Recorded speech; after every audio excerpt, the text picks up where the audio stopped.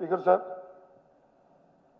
कुरुक्षेत्र एक धार्मिक नगरी है और यहाँ पर समय समय पे धार्मिक आयोजन, सामाजिक आयोजन होते हैं और गीता जयंती का जो अंतर्राष्ट्रीय महोत्सव है वो अब एक बहुत बड़ा स्वरूप ले चुका है और उसमें आने वाले यात्रियों से और जो लोकल लोग हैं, कुरुक्षेत्र में जब गीता जयंती होती है लगभग एक महीना पूरा शहर जाम हो जाता है। सड़कों पे चलने की जगह नहीं होती। ये ठीक है कि अच्छी बात है कि पार्किंग की व्यवस्था सेक्टर 10 में कर रहे हो, परंतु सेक्टर 10 की जो पार्किंग की व्यवस्था है स्पीकर सर, वो ब्रह्म सरोवर से 3-4 किलोमीटर दूर है। मेरा तो ये प्रश्न है स्पीकर सर कि शहर के जाम की स्थिति को देखते हुए सरकार जो व्यवस्था करती है, जो जैसे हैवी ट्रैफिक है वो साथ लगते गांव मिर्जापुर है, दयालपुर है, आलमपुर है, वहां से निकालती है। वहां सड़कें बहुत छोटी हैं। जहां सड़कों पे शहर में जाम लगता है, गांव में भी जाम लगता है। तो क्या शहर मुख्यमंत्री जी बताएंगे कि क्या कोई ऐसी योजना है जिससे ये सड़कें भी चौड़ी हों और कुरुक्षेत्र ढांड रोड अगर डबल हो जाए और पार्किंग की व्यवस्था ब्रह्म सरोवर के नजदीक हो जाए, तो क्या ऐसी योजना पे सरकार विचार करेगी?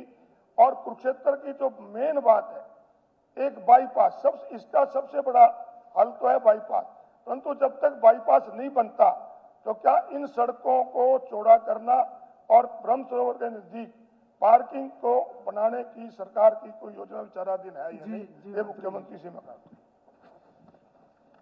अध्यक्ष महोदय, माननीय अशोक अरोड़ा जी ने ये पूरे हरियाणा प्रदेश के लिए बड़े अहम की बात है। 23/9/2024 को केंद्रीय पीडब्ल्यूडी मिनिस्टर और हरियाणा के मुख्यमंत्री की जो बैठक हुई, इसमें हमारा जो 65 किलोमीटर का यमुनानगर, रादौर, लाडवा, कुरुक्षेत्र, पेवा, जो कुरुक्षेत्र और पेवा शहरों से गुजरता जो रोड, इसके लिए मंजूरी दी गई है। डीपीआर तैयार हो गई है, बहुत जल्दी स्वीकृति मिल चुकी है, इसका काम शुरू हो जाएगा। सेकेंडली, अशोक जी ने पूछा कि शहर के बीच में कंजस्टेड हो जाता है, तो इसके लिए जो 100 फुटा रोड है लगभग 3.25 किलोमीटर है, इसके लिए 11 करोड़ की लागत से साइकिल ट्रैक और पैदल चलने का स्वीकृति शुरू हो चुकी। HSV पर काम करके जो ब्रह्म सरोवर के सटल के बिल्कुल नजदीक है, इस पर भी कार्य शुरू हो जाएगा। स्पीकर सर, ये ठीक है कि जैसे मंत्री ने बताया कि बाईपास के लिए गडकरी जी ने कहा था, परंतु पिछले दिनों जब कुरुक्षेत्र डिस्ट्रिक्ट में डिस्ट्रिक्ट प्लानिंग कमेटी की मीटिंग हुई तो उसमें जब रिंग रोड की बात आई तो मैंने वहां पूछा कि आप रिंग रोड की योजना लेके आए 2041 में, तो बाईपास की भी घोषणा हो चुकी है, तो कहीं इसमें आपस में टकराव ना हो। तो उन्होंने कहा कि अभी तक हमारे पास इसकी कोई मंजूरी नहीं है।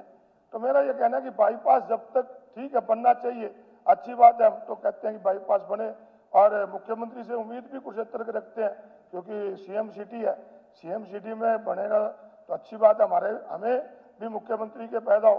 परंतु जब तक नहीं बनता, मेरा ये गांव में भी जाम हो जाता है, उनकी वैकल्पिक व्यवस्था के लिए आप उन सड़कों को चौड़ा करने के लिए कहते।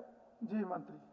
अध्यक्ष जी, जैसे प्रधान जी अशोक अरोड़ा जी ने कहा, फिलहाल जो हमारी नई अनाज मंडी है जो बिल्कुल साथ ही है, उसमें लगभग 18 से 2000 बसें खड़ी हो सकती हैं और 5 से 7 हजार छोटे साधन वहां खड़े हो सकते हैं।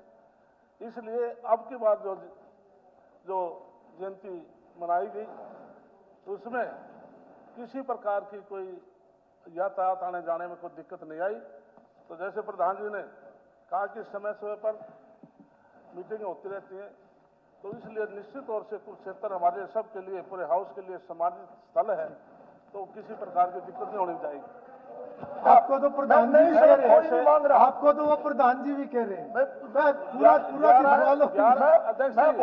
बहुत लंबे समय तक इनका प्रधान 11 रहा। करोड़ अच्छी बोल बात तो है, दिया मैं, मंत्री 11 को करोड़ सम्मान की दिया। लागत से। चलिए परंतु मैं तो ये सर ठीक है, वो ये कह रहा हूं, प्रपोजल मैं दोबारा दिखवा। उस नाते अधिकार के नाते कह रहा हूँ कि सड़कें चौड़ी कर लो ताकि गांव में भी जाम ना लगे, ये कह रहा हूँ, ताकि जाम से लोगों को राहत मिले। ठीक है, रिश्तेदार चिंता ठीक ना है, कर, मंत्री। सारा काम कर देंगे। चलिए तसल्ली भारत में डालेंगे भूषण आपको। बत्रा जी,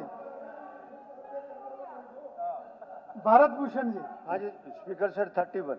जी स्पोर्ट्स मिनिस्टर। माननीय अध्यक्ष जी, माननीय सदस्य ने जो प्रश्न पूछा है वो 3 भाग में है कि राजीव गांधी खेल परिसर रोहतक में कई सुविधाएं वास्तव में मरम्मत की आवश्यकता है। हमने खेल विभाग ने 25 करोड़ रुपए का एक अनुमानित अमाउंट, जिसके लिए सिंथेटिक एथलेटिक्स ट्रैक, जिसकी 17 करोड़ की लागत से वो बनेगा, एक सिंथेटिक हॉकी टर्फ जो 8 करोड़ 36 लाख रुपए का एक एस्टिमेटेड बनाया है, और खेल परिसर में जो सुविधाएं हैं, स्ट्रीट लाइट, फ्लड लाइट या water cooler, high mast lights, air condition, उसकी मरम्मत के लिए 8 करोड़ 81 लाख रुपए का अनुमानित ब्यौरा पीडब्ल्यूडी विभाग में विचाराधीन है। इस प्रकार से इसमें जल्दी हम इसका सुधार करने के लिए अग्रसर बढ़ेंगे। और अभी माननीय मुख्यमंत्री जी के नेतृत्व में एक मीटिंग हुई थी जिसमें हरियाणा में पूरे मेंटेनेंस और कंस्ट्रक्शन के लिए 114 करोड़ रुपए आवंटित किए हैं पीडब्ल्यूडी को। उसमें 2 करोड़ रुपए 21 लाख रुपए सिर्फ रोहतक के लिए, इसमें मेंटेनेंस के लिए दिया है, बाकी विचाराधीन है, जो मैंने आपको जिक्र किया। और दूसरा जो प्रस्ताव माननीय सदस्य जी का कि 2019 से 2025 तक स्टेडियम में क्या खर्चा हुआ है, 2019 से 22 तक ये स्टेडियम एचएसवीपी पे था, 22 के बाद